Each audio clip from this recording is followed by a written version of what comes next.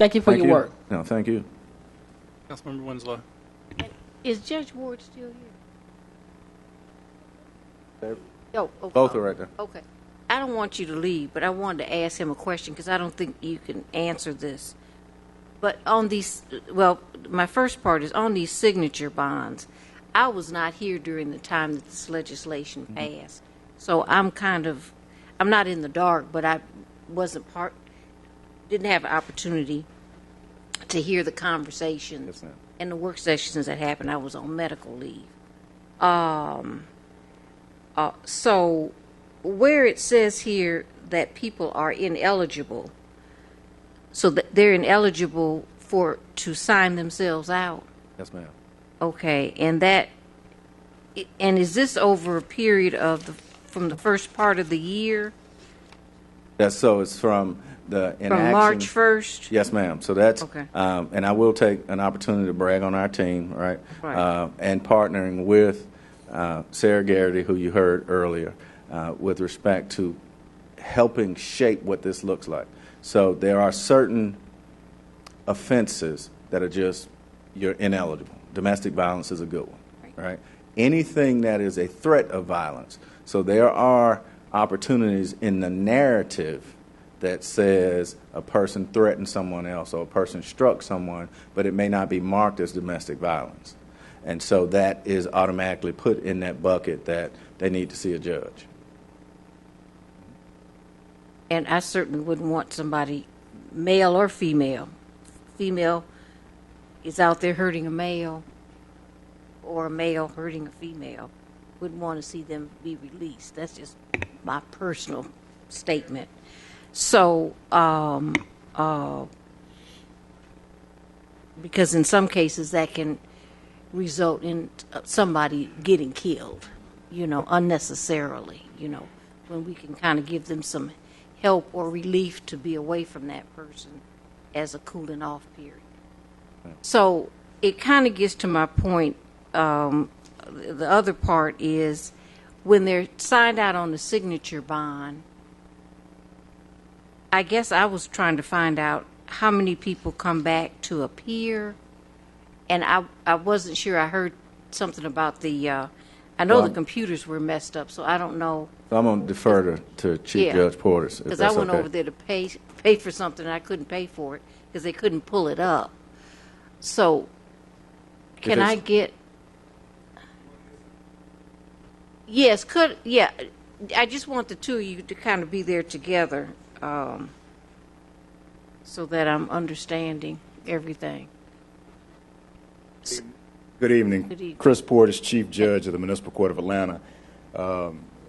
One of the things you heard earlier was about the cyber attack, and just a little bit of clarification. Right. While the cyber attack did render some information ineligible, because of the circumstances of that, the judges of the court elected not to arrest people for missing court during that period. So there is a period where there were no arrest warrants issued solely because of the impact of the cyber attack on the court's data. But what we did do was start looking at data from the recovery forward, which you're looking at on average is about a doubling of the FTA figures. To give you an example, for July 2017, we had 2,073 FTAs. For July 2018, 4,062. For September 2017, for the entire month, you had 3,358. For September of 2018, just from September 4th to the 14th, which is 10 days, you had 1,573. So we're on pace to start to outtrack by double the previous FTA figures. I personally handle the Monday through Friday in custody calendar. In addition to the Housing and Code Enforcement Division, we are seeing an uptick in the number of individuals who appear on that calendar and who do not come back to court, and then we see them again on a repeat offense.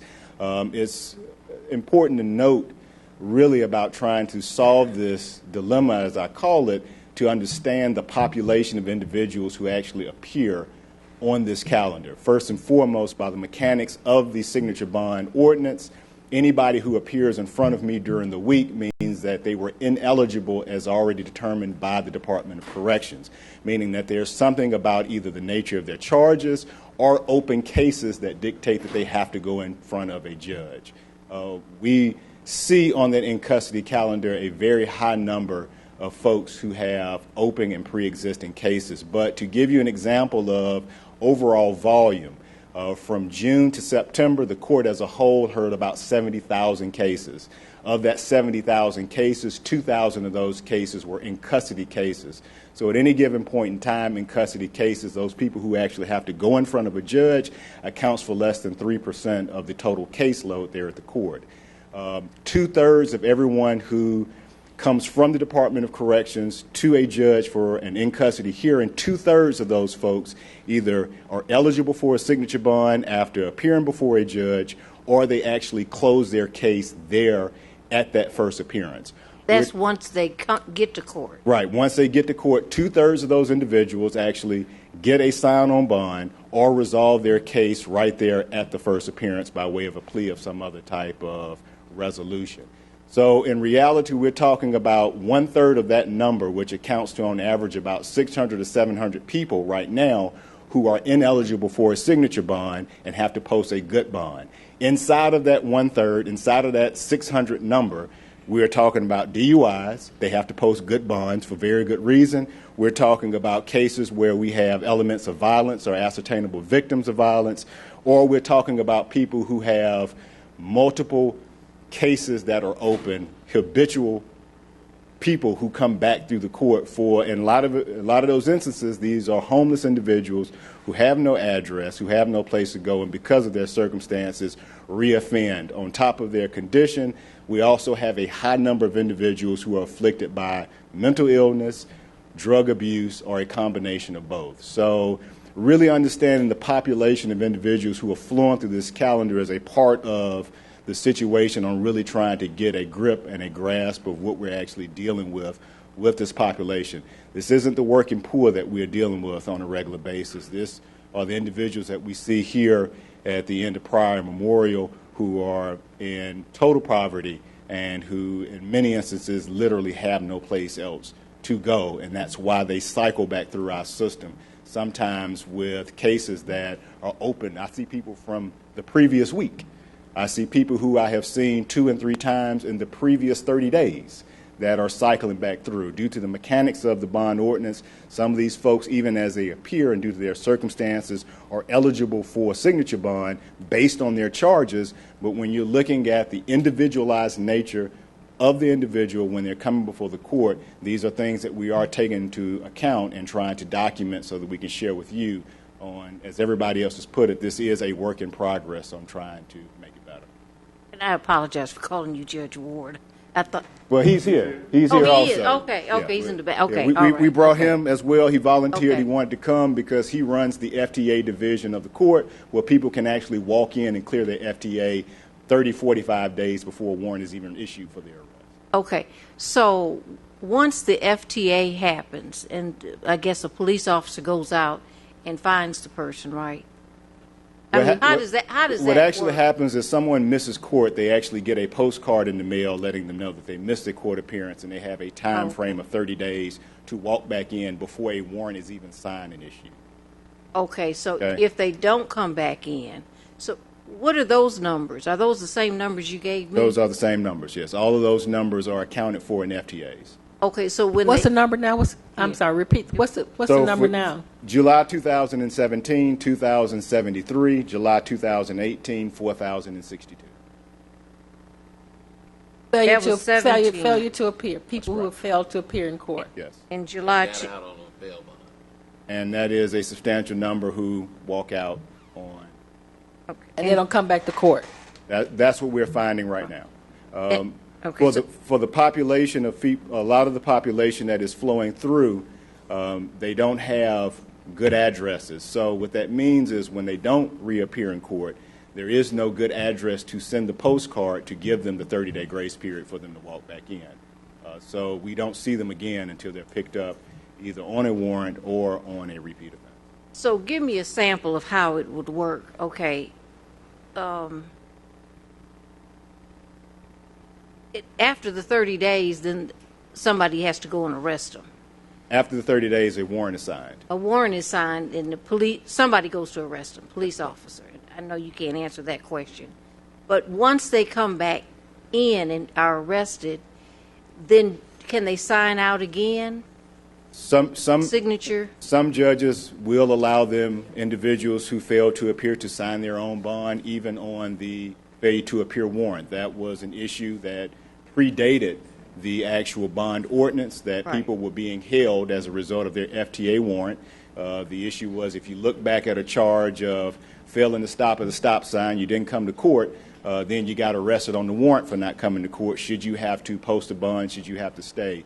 So that was an issue. So a lot of judges do allow you to sign your own bond on the FTA warrant. The Department of Corrections is very diligent about going through those individual cases so that they can try to earmark individuals who do have active open cases. The goal is to get folks to close open cases so that they don't have this recurring problem when they're released. Okay, so before this law took place, what was the procedure? And Chief, maybe you can. I'll defer that a little bit Yeah, to to Chief, Chief, because yeah. part of it was on the jail mechanic side. But before, there was a bond schedule, which Right. meant that there were certain charges that once you got arrested, if your charge was on that schedule, a bond amount got put down for that charge, and if you could make that bond, you would be released. If you could not make that bond, you would see a judge. And that's what the bond ordinance was really aimed at alleviating, that Right, I got you. that pay or stay type of situation, where the only reason that you're still here is because you got a bond assigned by a schedule which you are unable to make, and for that reason and that reason only, you had to wait in jail to see a judge. So the ordinance, top priority, I would say, was resolving that issue of pay to stay. So how does, if a person needs help, and how does a person get help when get their signature bond? How does that process take place? Once they leave the jail, I don't know if anybody can answer that. I mean, it sounds like it's a. I it's think a, that's the opportunity here. right. is that- It's two different things that are happening. Absolutely. And so unless that person comes back to court so that Judge Portis can identify that through the process, then they have certain things at their disposal to get individuals help. I think, and let me take a bit of privilege to say, I think the opportunity becomes people are being released so quickly that some of the resources that we have don't come to bear, and some of the opportunities to help, be it mental health, be it individuals who literally are escaping bad situations, we aren't able to bring to fruition because they are signed out so quickly. So again, that becomes the opportunity. We encourage people, and one of the things that, and we took our lead from Chief Judge Portis, one of the things that we do is we make sure individuals know when they're supposed to be in court. You have a document that goes with you. You've signed 2 or 3 different places. And again, I want to commend the court. One of the problems we've had in the past, if you recall, was really getting people seen in a timely manner. Chief Judge Portis and his team have stepped in, and there are literally times when a judge has seen individuals in the afternoon, for instance, because we may have had a flaw getting a person out, or we may have had a booking flaw, or that person may have just missed that time frame to be booked in. And again, I have to go back to that relationship of us being able to call any of the judges and say, look, this is what I have, right? It's a stop sign situation, or it is something that the family is in need of. How do we help them? And, personally been able to call the judge, and he said, bring them over. Bring them over right now. And so we're able to do that. We just are extraordinary in the way that we do business. I got a particular council member that called me, who shall remain nameless, because they cared enough that a person got arrested, and the person that got arrested needed to provide breast milk for their child. And they weren't in the city jail. They were going to the county jail. And so because we have those relationships, we were able to intervene and make sure that that child had what it needed over the next couple of days. Those are relationships. And this person committed a felony. So again, I don't want to belabor the point. It's just that we're unique in how we do business. And we do it without passion or prejudice. So again, thank you for the opportunity. I think Chief Judge Portis and his team have done a wonderful job helping us even be better at what we do as a city. So thank you. Okay. I think the thing that's kind of scaring me, I don't know if it's scaring the other council people, is I can remember when my staff was out anywhere from 30 to 40 Saturdays a year cleaning up just District 4 because it was in such bad shape. And now there are opportunities there that the corrections department has come in to help fill gaps where it's been needed. I'm thinking about the police that we're gonna, we've talked about hiring additional police officers, and that's going to possibly take some money away from other departments. We're kind of talking about that because we're losing police. And so it concerns me that while we're maybe trying to save some money on one end, I don't know if we're going to save some money on the other end. And so my background is in social work, so I hear the kind of social service programs that you're doing. And, I'm just conflicted, okay? I truly am, and I don't want you to get in the middle of my conflict. But I'm just conflicted because we've got public works that doesn't have enough people to do what they do. That's why you're there.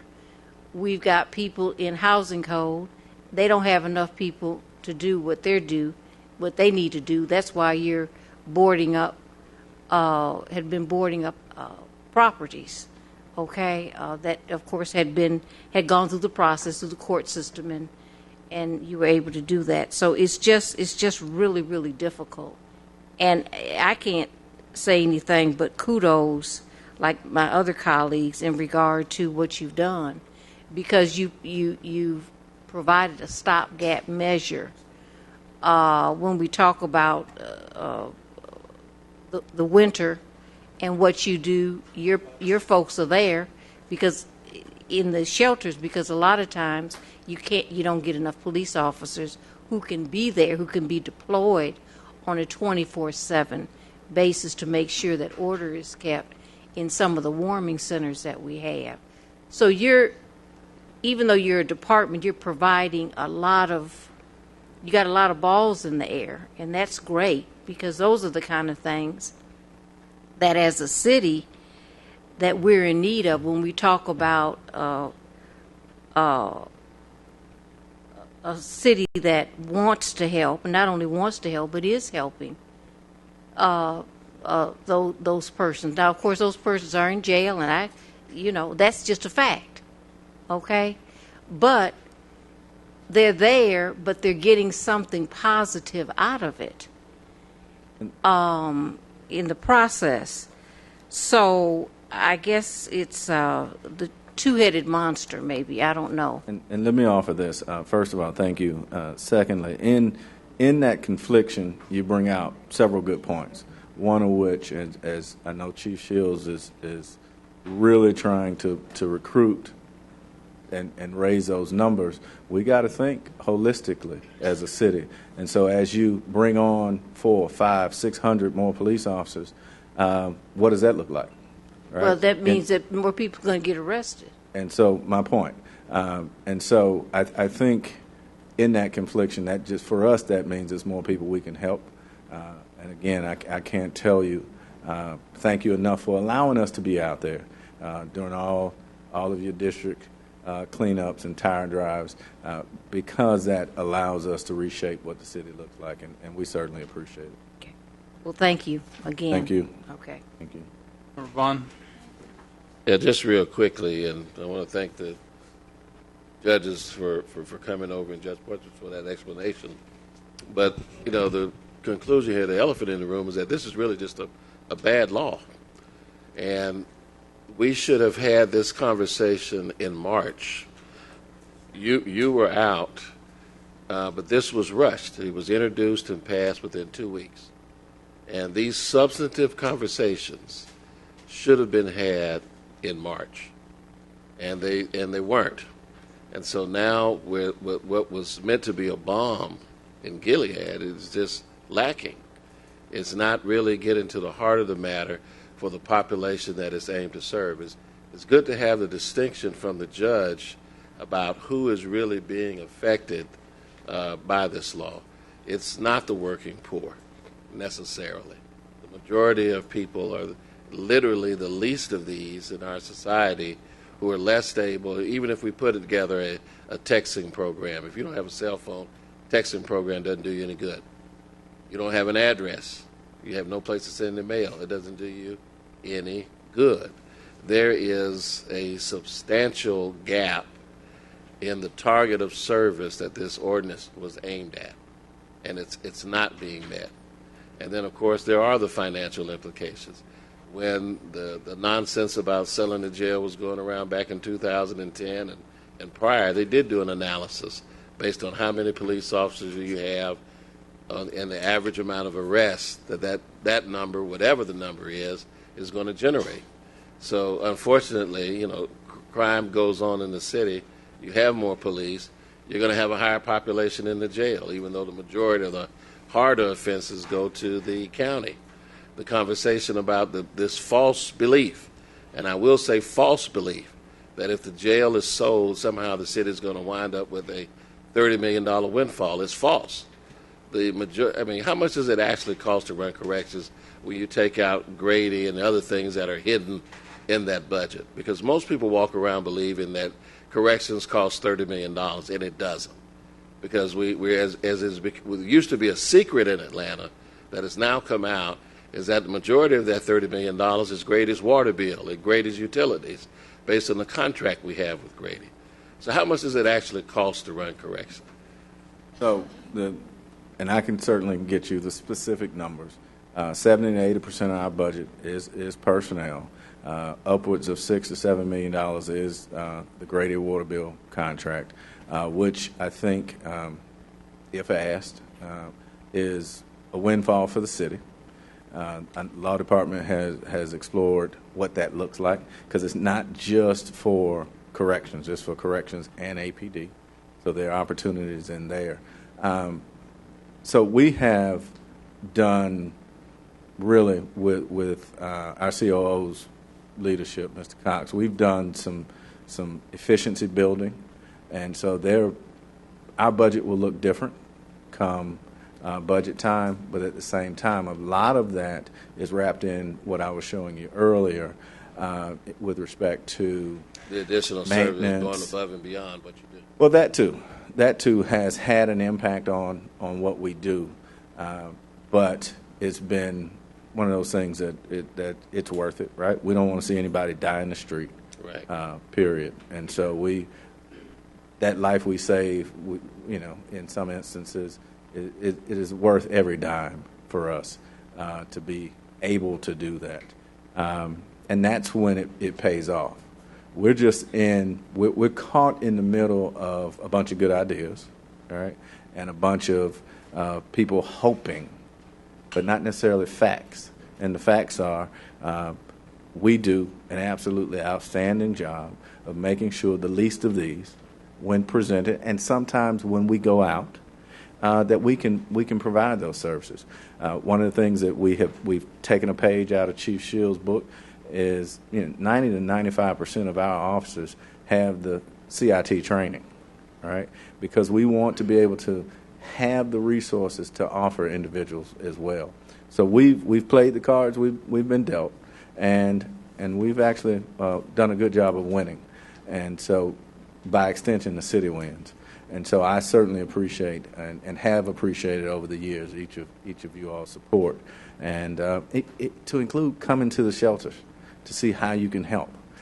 That in and of itself provides a level of confidence to the city, right? When Mayor Bottoms showed up at the very first 1 or 2 shelters we opened up this past season, there were 200 people that gravitated toward wanting someone or a mayor like that that cares. When Councilmember Overstreet came, and I don't want to get into naming names, but when the city knows how we care, and those individuals are there, that makes going home at night, makes your heart feel a little better. And so we're able to provide these services despite all the naysayers, despite individuals that really think, and to your point earlier, I think it's best said, don't know everything that we do. And so, again, I'll take an opportunity to invite everybody in here for Thanksgiving and for Christmas. Come help the folks at Hosea Feed the Hungry. In our kitchen, prepare a couple thousand meals. So, that's how inclusive we have become and entrenched in the community. So, thank you for your leadership and allowing us to be in that space. Well, we appreciate you, Chief, and I think it goes without saying, has been demonstrated today by your presentation and what you have done up to this point, that you all provide exemplary service above and beyond your charter responsibilities of what you're supposed to be doing. I think what is incumbent upon us, Mr. Chair, and members of the committee, is to go back and look at this law and see, it's almost like Swiss cheese. It's very well intended, right? Nobody disputes that. It passed unanimously to remind people of all those who were present. But it obviously is not getting to the heart of the matter. And then I think we're better served when we do look at the facts of what services we're actually supposed to be providing. Because as I have met with activists and have heard activists here today, most of what they're asking us to do aren't even our responsibilities. They're the responsibilities of Fulton County and their human services. And so out of the, 18 years that this bad idea has been floating around to close our facility, but there have been conversations with the county on how better to adapt our criminal justice apparatus with theirs. I think it would be helpful to do that.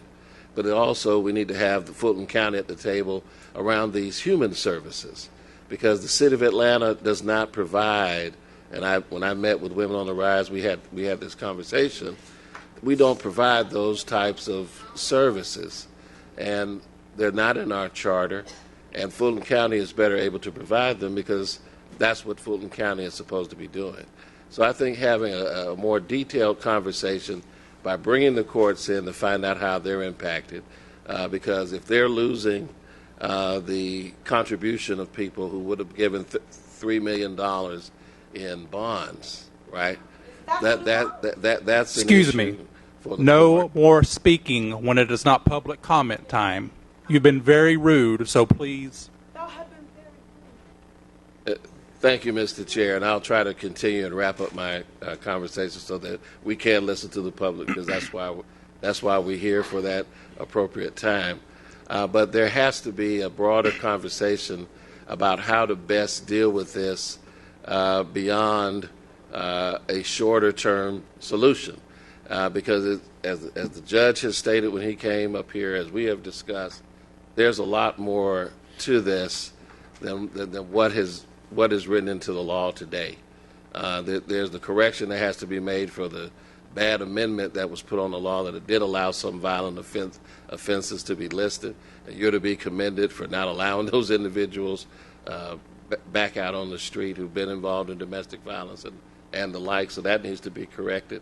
But then again, it is the bigger looming figure of how do you provide service to these individuals so that you can help them climb out of the situation that they find themselves in. And the brief 4.5 years that I spent in the Department of Corrections and saw people cycling in and out of the facility, and I shared this with Women on the Rise when I met with them, as far as traffic offenses are concerned, if you don't commit DUI or vehicular homicide, I don't believe you ought to spend a night in jail. I believe there ought to be a way to have you process out. But violent offenders and some of these others, absolutely, if you're involved in a heated, violent confrontation, there is some merit for people to be removed from that situation for a period of time. But if you are if you're at the absolute lowest rung of society, whether you're homeless, drug addicted, or mentally impaired, or all of the above, there has got to be another resource, which is not the City of Atlanta's legal responsibility to provide, but we try to adapt to address it when confronted with it, that we need Fulton County at the table. We need their health providers more than just sending people over to Grady, the Grady detention unit, or what used to be the second floor of the old jail. Because the advocates are correct, that's no place for someone who is suffering like that. But if the dirty truth is to be known, and we can speak this, Chief Labatt and those who work in corrections know that often when people say that these individuals need their families, it's usually the families that have caused these people to have been arrested. It's usually the families that have abandoned them. I have credit for the lady who came down and spoke about her brothers, but she would be the exception to the rule in that regard. So we need people who have the legal responsibility, the taxpayer-funded obligation that everybody in this room who lives in Atlanta, lives in Fulton County, is paying now to come and to help us to step up so that we can get a return on that investment so they can provide the services that people need. And I think the sooner that we get together to talk about this and how to iron this out, I think the better off that we will be. But I think that you do an exceptional job, and that the services that you provide, if I hadn't said it enough this evening, are exemplary. And I don't think, if no one has a question about it, that we need to get rid of our facility. Because I'll put this out into what I've said in private meetings with folks with the administration and others. There's only one market for that jail, if it's a market at all. Fulton County does not want to buy it, right? We can't, you can't close it, because as long as you got a police department, you're going to have arrestees. Arrestees got to go somewhere. And if the current leadership of Fulton County were to take over that jail, the things that these activists are advocating for would never happen, because they're not interested in providing that service. They're not interested in doing the things that you're doing above and beyond that you do every day for the citizens of the City of Atlanta. They're not interested in doing the cleanups. They're not interested in doing providing the meals for the seniors and the children. They're just not interested. And so I think that we need to have this conversation sooner than later, because it is a budget consideration. If the court loses money, then that only affects the court. We have to find a way to fund our police and correction and fire salaries.